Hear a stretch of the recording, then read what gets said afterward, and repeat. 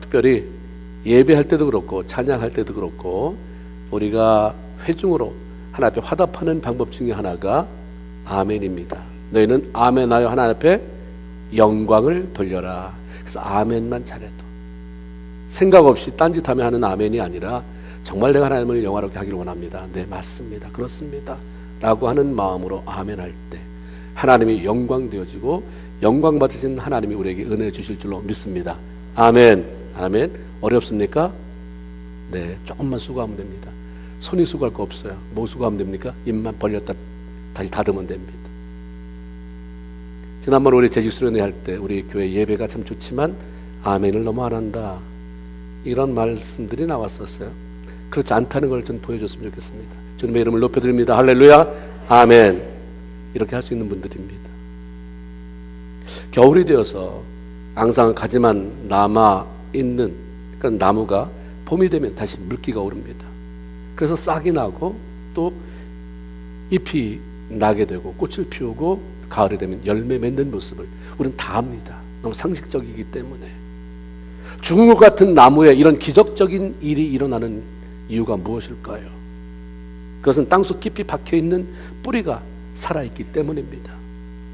보이지 않는 영역이 밖으로 드러나 있는 것들에 죽고 사는 것에 절대적인 영향을 끼친다는 것을 알게 됩니다.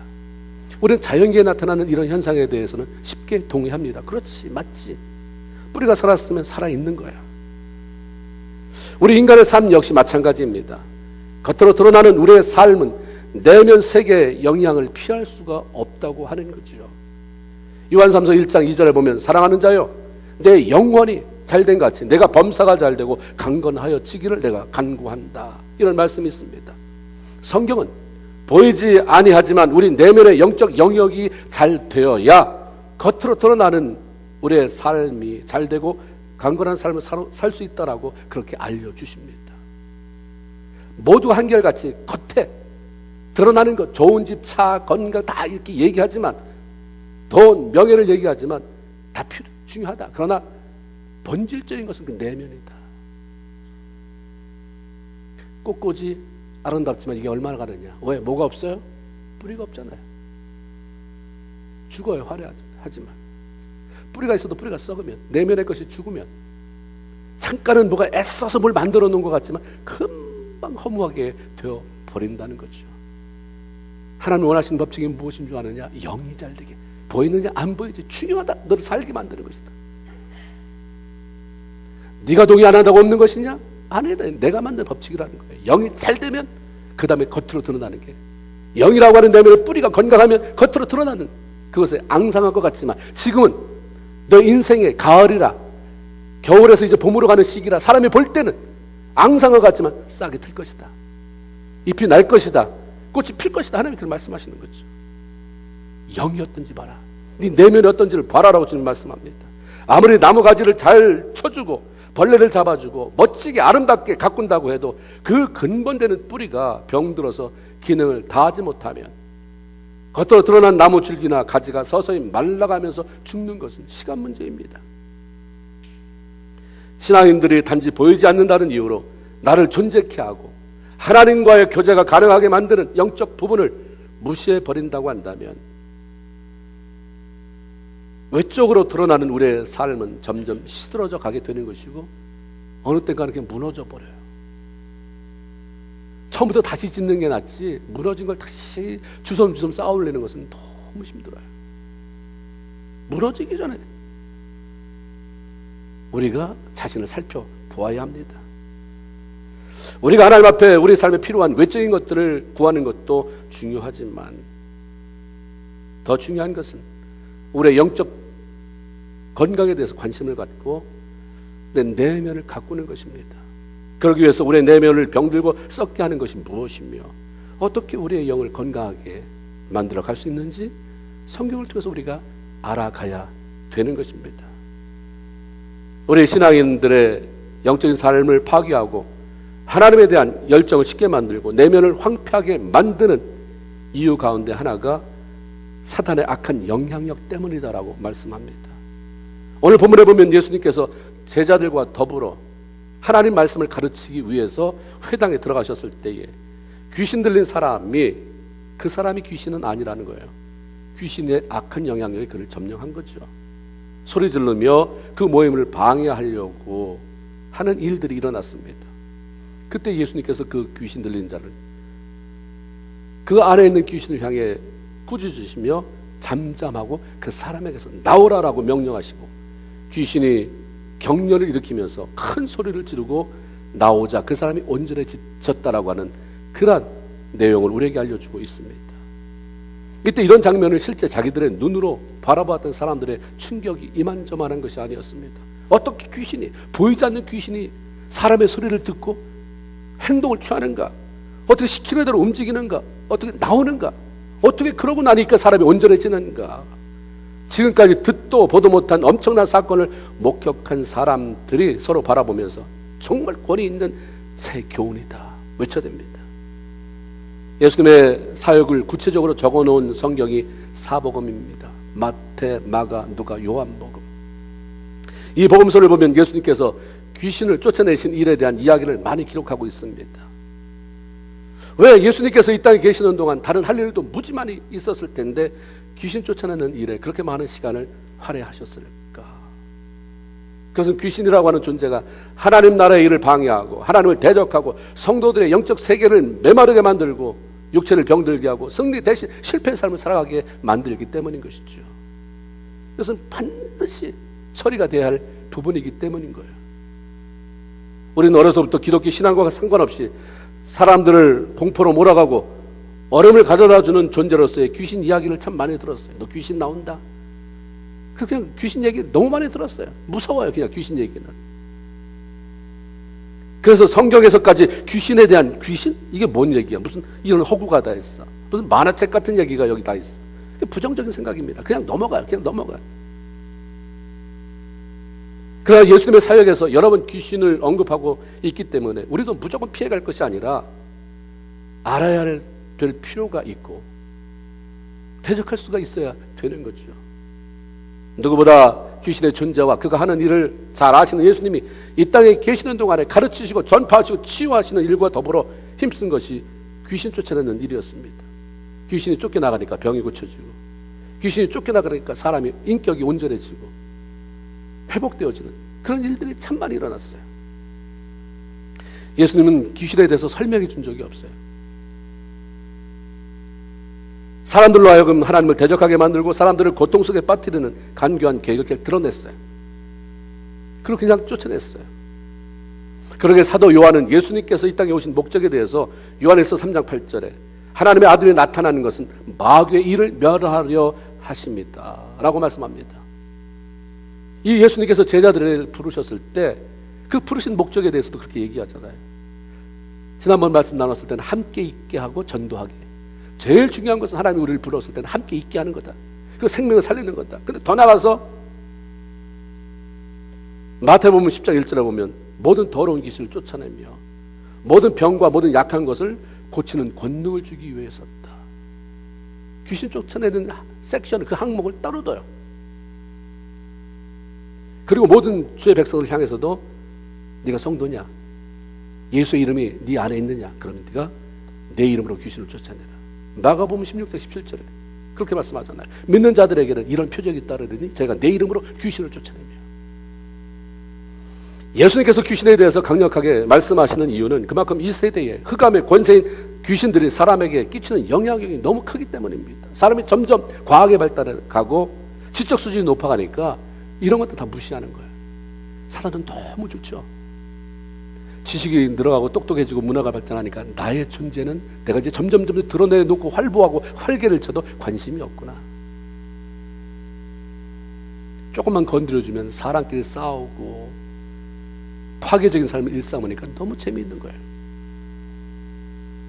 예수님 시대만 해도 예수님만 아니라 사람들은 그냥 알았어요.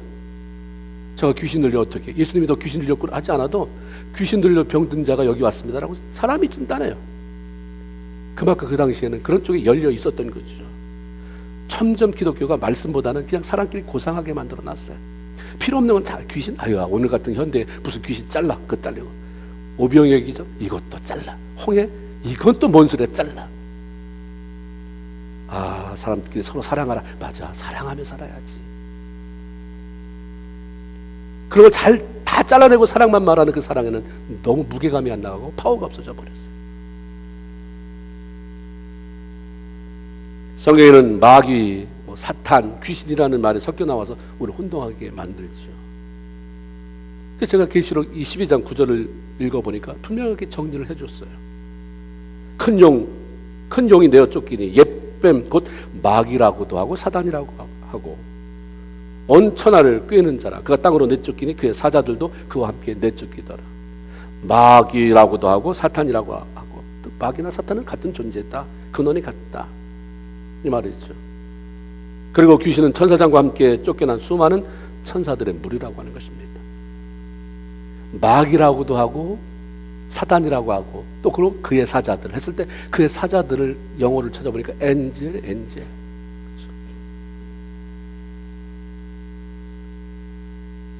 분명히 어떤 리더가 되는 천사, 그 천사장이 타락하고 올 때 그를 쫓아내려온 천사가 이렇게 많은 거예요. 다 타락한 천사들이. 참 신기하지 않아요? 하나님이 지어놓고 하나님을 섬기라고 그래서 아름답게 꾸며놓은 그 천사장이 하나님을 대적하잖아요. 근데 그걸 또 보고 쫓아오는 사람이 있어요. 저기 틀렸는데 그게 또 맞다고 또 쫓아서 쫓겨나오는 그 천사의 무리들, 귀신의 무리가 있다는 거. 참 신기해요. 아닌데 어떻게 그걸 쫓아나올 생각을 할까? 이사야 14장에서 보면 사단은 천사장 루시퍼가 하나님 앞에 교만히 행하고 대적함으로 쫓겨난 데서부터 시작된다고 말합니다. 보통 성경에는 그냥 광명, 계명성이라고 말해요. 계명성, 너 아침의 아들 계명성 이렇게 표현되어 있지만 킹제임스 버전에만 루시퍼라는 이름이 들어가 있습니다. 루시퍼의 꼬임을 받은 수많은 타락한 천사들이 이 땅으로 쫓겨났어요. 이들이 하는 일은 단 한 가지예요. 그냥 꼭 구분하지 않아도 돼요. 사탄이다, 마귀다, 귀신이다. 어쨌든 악한 영향력을 끼치면서 하나님을 대적하고 하나님의 일을 방해하는 것입니다. 어쨌든 사람들을 하나님으로부터 떼어놓는 일을 하는 거예요. 쫓아다니면서 사람을 하나님 앞에 붙여줘야 되는데 쫓아다니면서 하나님으로부터 멀게 하면 사탄이 하는 짓이에요. 쫓아다니면서 사람을 붙게 만듭니까? 쫓아다니면서 사람을 하나님으로부터 멀어지게 합니까? 천사장이 이런 짓을 했다면 사람 넉넉히 하고도 남죠. 그 영향권 안에서. 이들은 하나님이 직접 손으로 만드신 아담과 하와를 공격해서 넘어뜨렸듯이 지금도 예수 믿고 구원받고 하나님의 사람으로 살아가는 사람들을 향해서 끊임없이 도전해옵니다. 그래서 사도 베드로전서 5장 8절에 보면 근신하라 깨어라 너희 대적 마귀가 도로 다니며 우는 사자같이 삼킬 자를 찾는다. 그러니까 너희 믿음을 굳게 해서 저를 대적해라. 삼킬 자를 찾는다고 그러잖아요. 조용히 삼켜버려요. 근데 모르는 거죠. 내가 지금 그 영향력 속에 들어간 걸 잘 모르는 거예요. 삼켜버리면서 삼킴을 당했는데 여전히 나는 하나님의 사람이라고 하는 착각을 가지고 하나님 앞에 횡포를 부리며 살아가는 그런 사람이 참 많다고 하는 것입니다. 삼킬 자를 찾는다라고 하는 단어를 썼을까?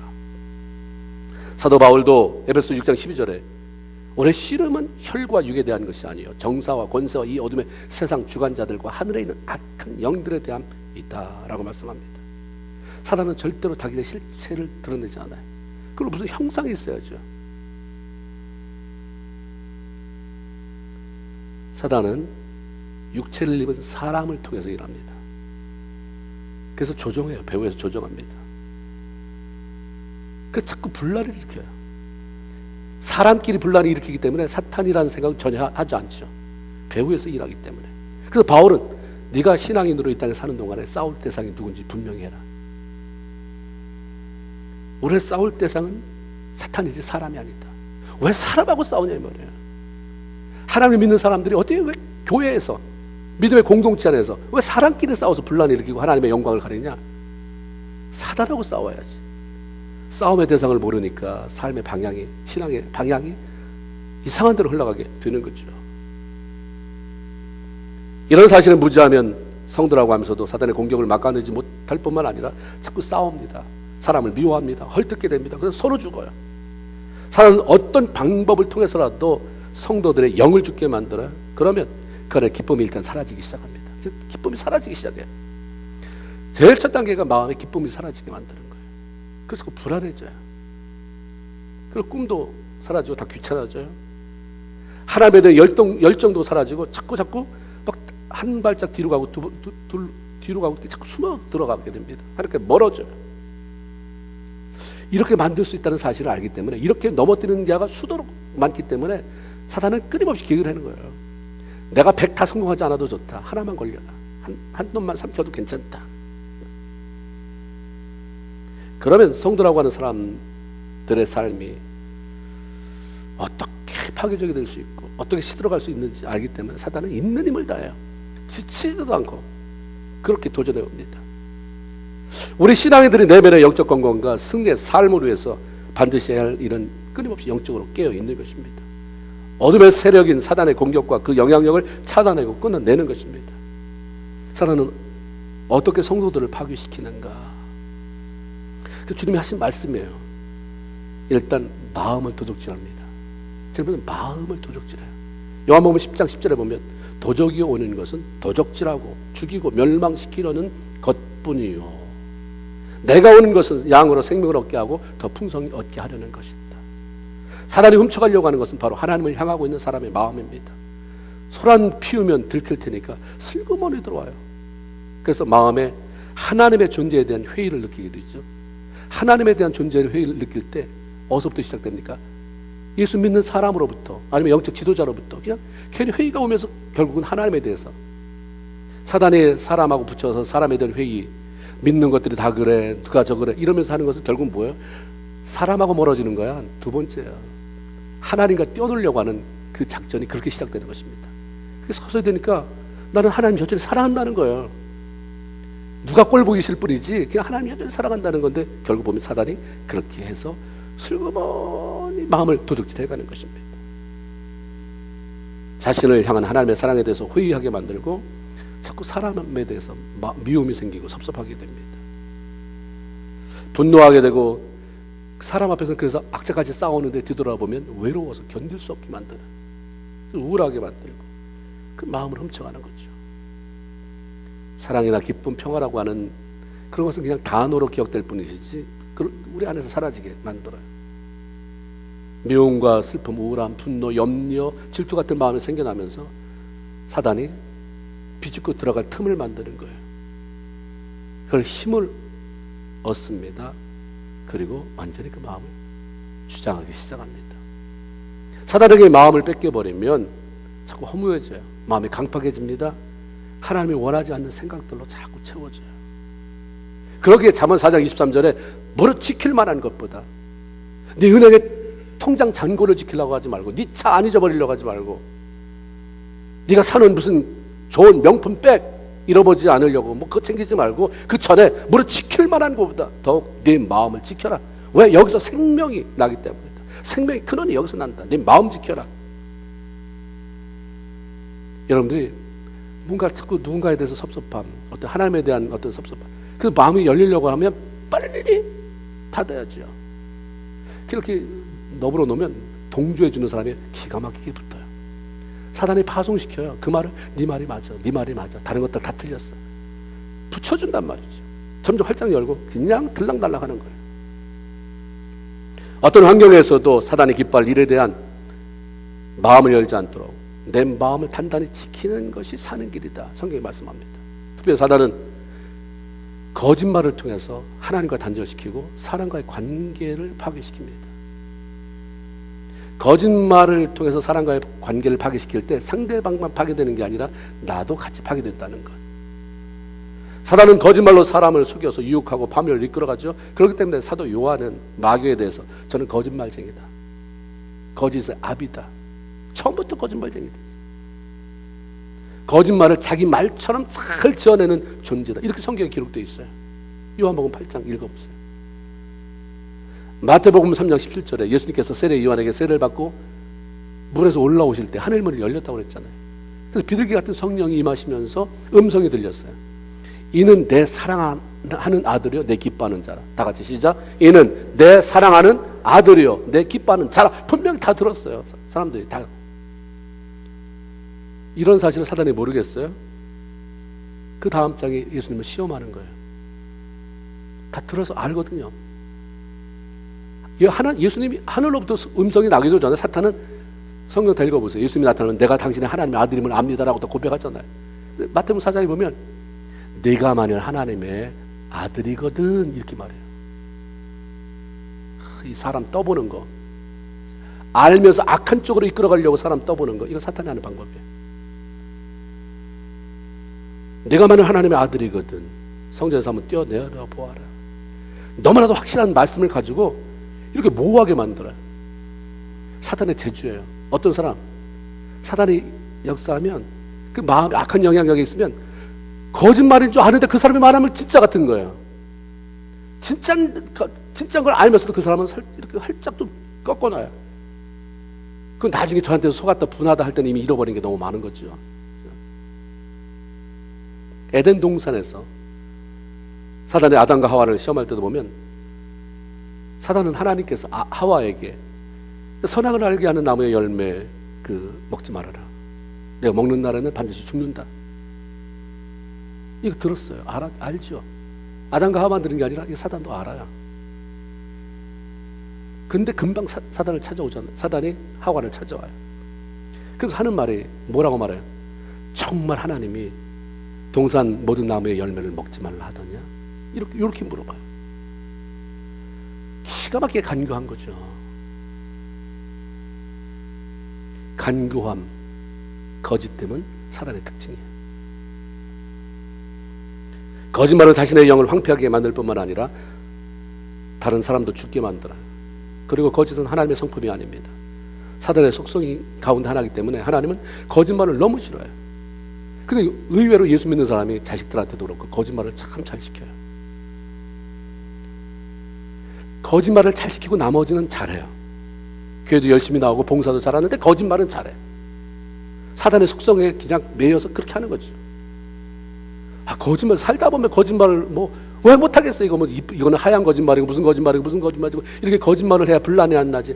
그 거짓말 때문에 나중에 더 큰 문제가 생기잖아요. 근데 하나님은 이 거짓말을 한 섹션으로 둬요. 계시록 21장 27절에 무엇이든지 속된 것이나 가증한 일 또는 거짓말하는 자는 결코 그리로 들어가지 못하며. 아니 구원받으면 다 천국에 가는 거 아니에요? 근데 여기 섹션에 거짓말하는 자.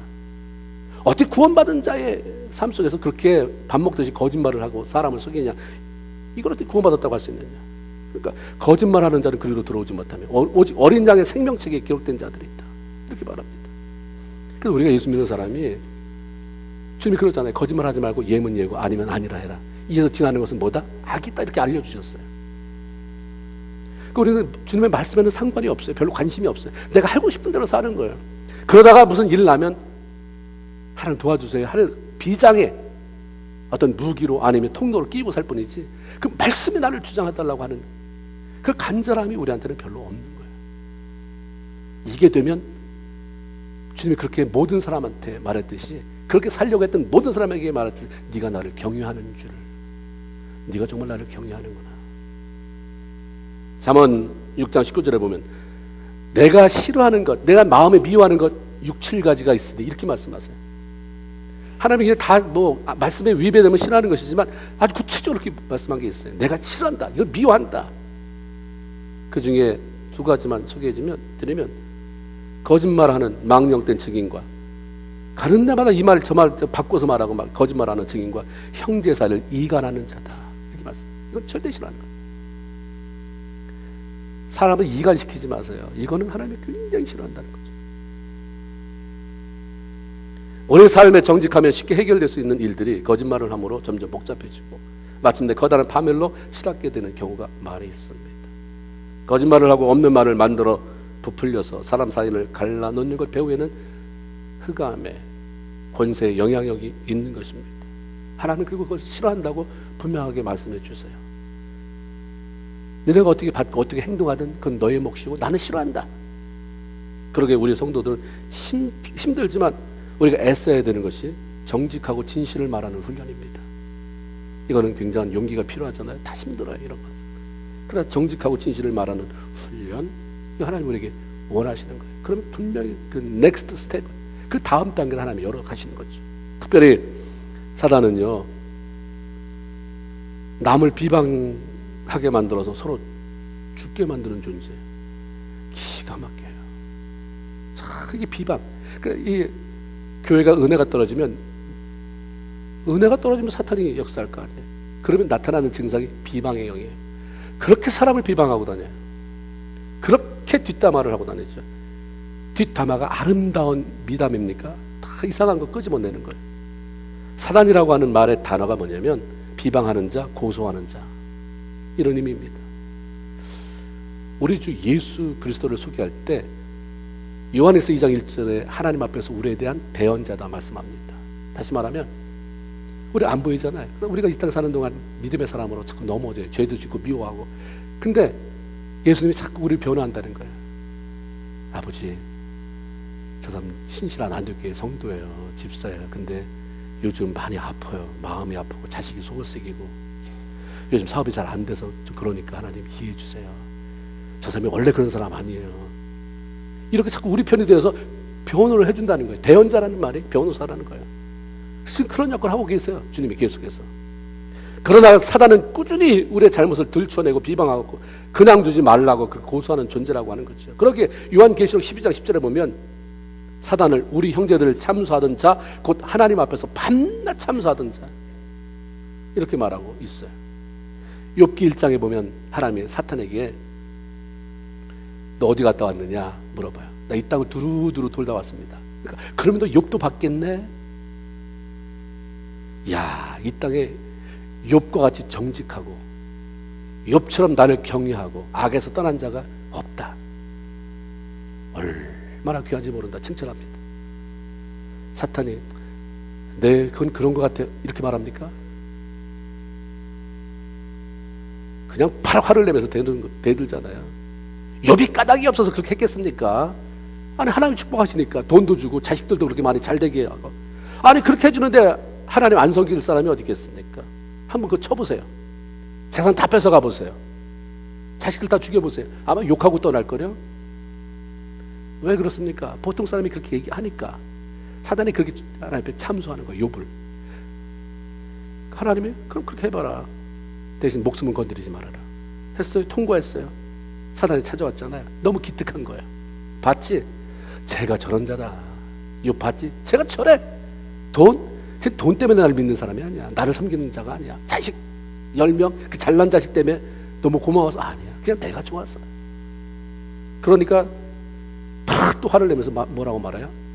하나님, 건강하고 재산하고 바꾸겠습니까? 저 건강한 육체가 남았잖아요. 한번 저 뼈 좀 쳐보세요. 저 뼈를 쳐보시고 살을 한번 쳐보세요. 건강 건드리면, 그래서 깊은 자조 속에 들어가면 욕하고 사라질걸요. 덮어주는 것은 주님의 성품이지만 자꾸 비난하며 정죄하고 드러내는 것은 사탄의 특징이라는 것을 알아야 됩니다. 내가 누구를 칭찬하지 못하면 가만히 계셔야 되는데 막 비난하면 지금 누구의 성품이, 누구의 영향력을 받고 있는 것입니까? 사단의 영향력을 받고 있는데 우리는 예수 믿으면서 그걸 몰라요. 참 기가 막힌 거예요. 그러니까 오늘날 크리스찬이 얼마나 무지하고 얼마나 수준이 낮은지, 그러면서 굉장히 말은 높아졌어요. 말은 잘하게 됐어요. 자기 주장 뉴에이지 세대가 만든 거야. 네가 최고다. 네가 신이 될 수 있다. 자기가 너무 강하기 때문에 하나님보다 자기 주장이 강하잖아요. 하나님 말씀 이렇게 하는데 별로 우리는 그 I don't care. 기가 막혀요. 하나님이 참소하지 말라. 참소는 사탄이 하는 것이다. 비방하지 말아라. 격려해라. 칭찬해라. 안 들어와요, 그런 말은. 그래서 내가 하고 싶은 대로 그냥 다 나한테 섭섭하게 하는 사람은 다 비방하고 다니는. 이러니 영이 어떻게 살겠습니까? 이때 영이 어떻게 기쁨이 있겠어요? 그렇게 말할 때는 시원하겠지만 뒤돌아서면 그의 삶이 얼마나 황폐케 되는지 자기는 모르는 것입니다.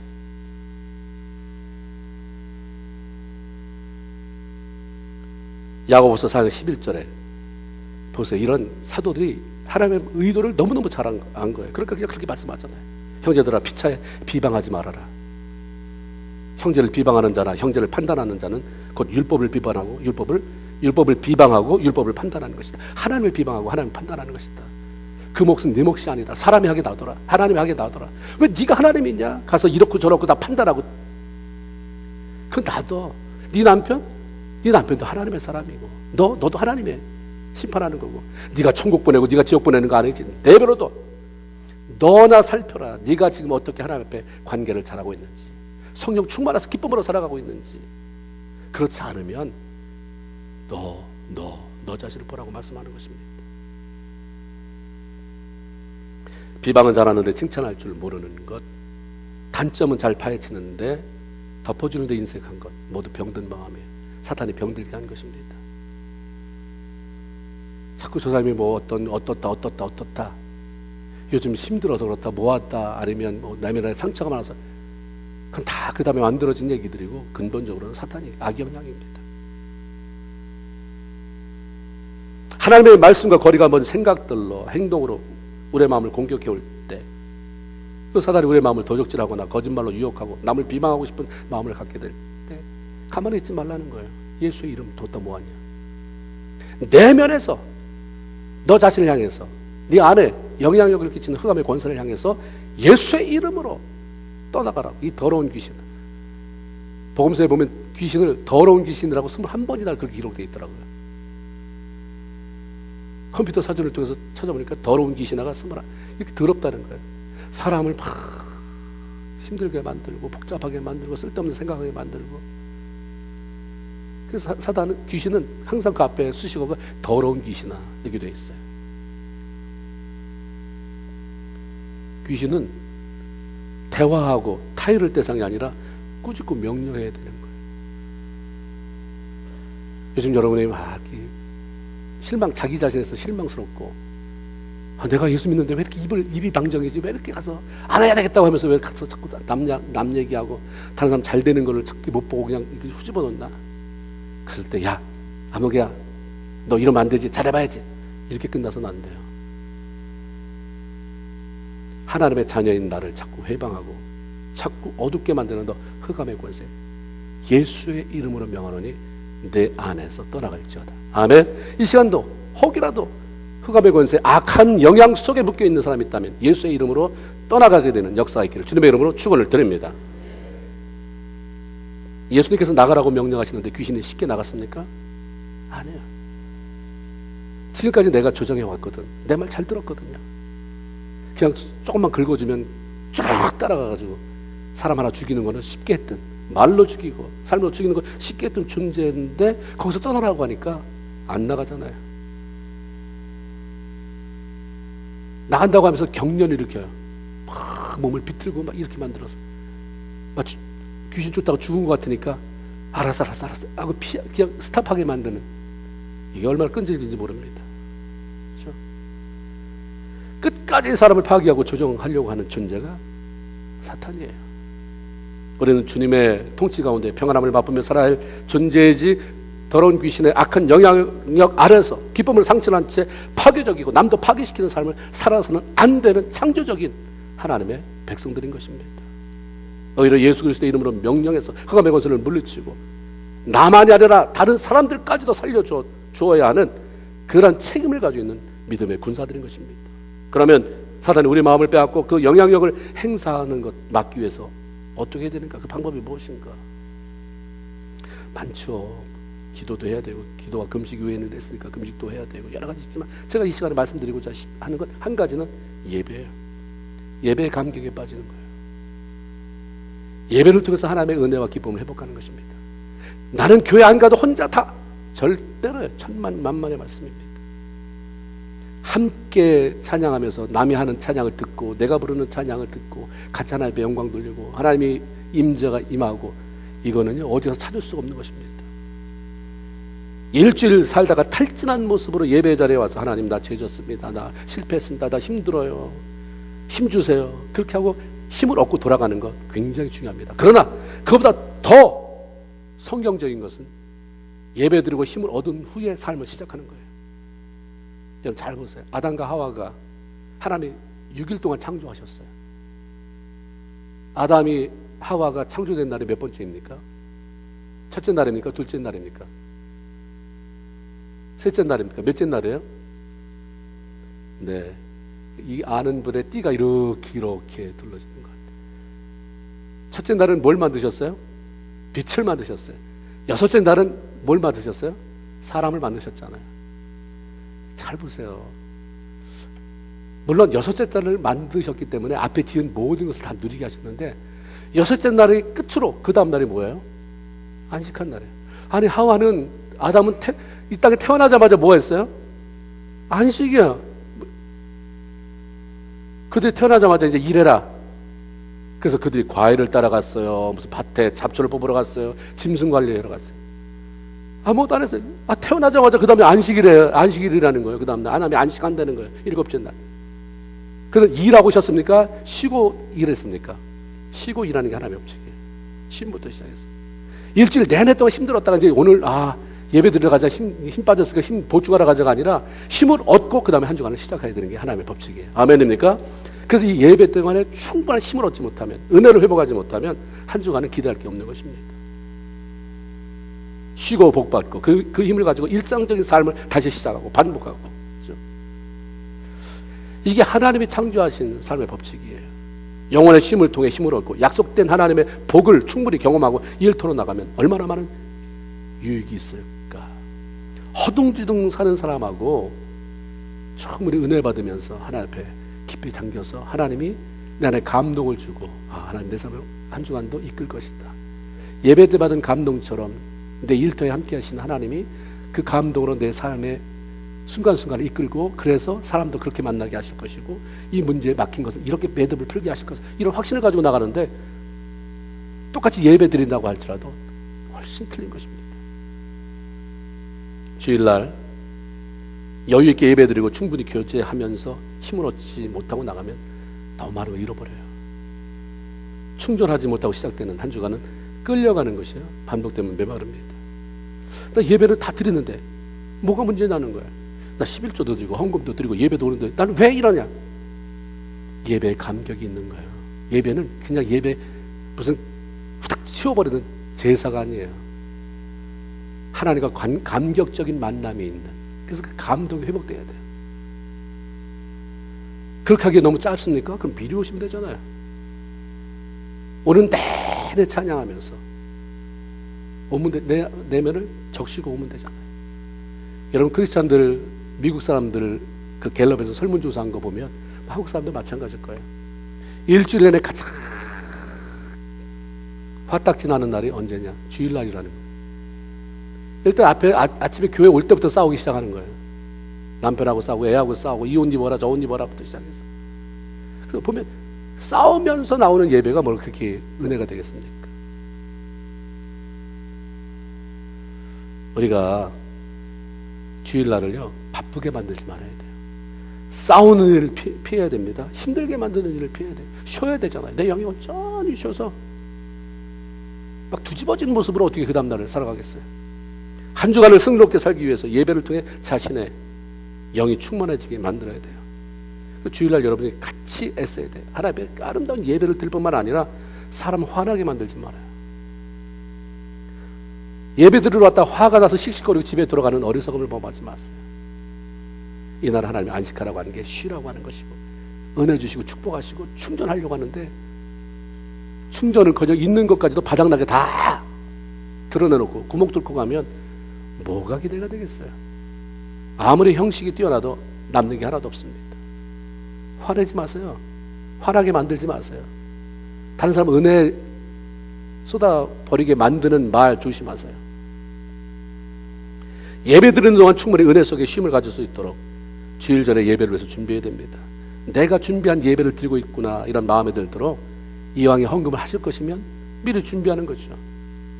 내가 주일날 이런 옷을 입고 가야 되겠다. 미리 준비하시고 마음을 열고 예배에 집중할 수 있도록 조금 일찍 나오면 되잖아요. 그렇죠? 30분 전에 나와서 기도 못하더라도 5분 전에는 반쪽 예배가 되지 않게 하세요. 그렇죠? 우리가 이미 하나님 앞에서 작정한 그 예배 시간은 그 시간 자체가 다 하나님 받으시는 예배 시간이에요. 앞에 이거는 마음에 안 들어 뛰고 찬양은 서서 하니까 이것도 뛰고 헌금해야 되니까 헌금부터 아니면 찬양 들어야 되니까 그건 내가 만든 예배지 온전한 예배라고 할 수가 없는 것입니다. 주일날 오잖아요. 안 오면 모를까 오는데 온전한 예배가 되게 해서 받아야 되잖아요. 하나님이 축복하시겠다고 약속하신 것들을 받아야 되잖아요. 누려봐야 되잖아요.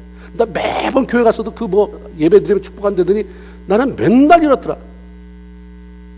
온전한 예배를 들어보는 거예요. 감격스러운 예배. 예배를 회복하는 것이 중요하다고 하는 것입니다. 여러분이 그냥 메마른 마음으로 와서 하나님 오늘 메마른, 그래서 기도할 때 일주일 내내 죄만 짓다가 오늘 왔습니다. 왜 매만 죄만 짓다가 주일날 이렇게 오냐고요. 그것도 좀 다음에 기도할 때는 일주일 내내 죄만 짓다가 토요일날 정리하고 오늘 왔습니다. 이렇게 기도하세요. 다음에는. 습관적으로 그렇게 하지 말라는 얘기예요. 그랬으면 내가 일주일 내내 이랬구나. 내일 예배 드려야 되니까 하루에 정리하는 시간도 좀 갖고 좀 준비하고. 그래서 메마른 가슴으로 와서 그때부터 시동을 걸으려면 얼마나 오래 걸리겠어요. 미리 시동을 걸어놓고 오면 스피드가 나가는 거겠죠. 이게 필요하잖아요. 영적인 감동으로 뜨거워진 마음에 사탄은 못 들어가요. 사탄은 불을 무서워해요. 성령의 불을 무서워해요. 그 불 붙은 걸 알아요. 그 사탄은 성령은 불을 일으키는 역할하고 사탄은 소방수 역할하는 거예요. 계속 어디 불 붙었는지 불 끌어다니는. 불 껐으면 그 열기조차도 쉽게 얼어붙게 만들려고 하는 것입니다. 그러니까 우리가 마음에 감동 있게 하세요. 감동이. 그건 여러분이 나는 이렇게 하니까 감동이 있더라. 그 감동, 하나님의 감동 속에 드는 예배를 찾아야 됩니다. 예배는 우리 영이 살아나게 만들어요. 이제 우리가 영이 잘되게 만들어서 범자가 잘되고 강건한 삶을 살아가야 할 터인데, 다른 여러 가지가 있겠지만 오늘 말씀 들은 것처럼 예배가 살아나게 해서 예배 속에서 하나님을 만나고, 그러면서 흑암의 권세가 물러가고 묶임이 풀어지고 자유하며 기쁨으로 살아가고, 그래서 한 주간 내내가 승리로 그렇게 이끌어져 가는 여러분의 삶이 되길 주님의 이름으로 축원을 드립니다. 아멘. 하나님 고맙습니다.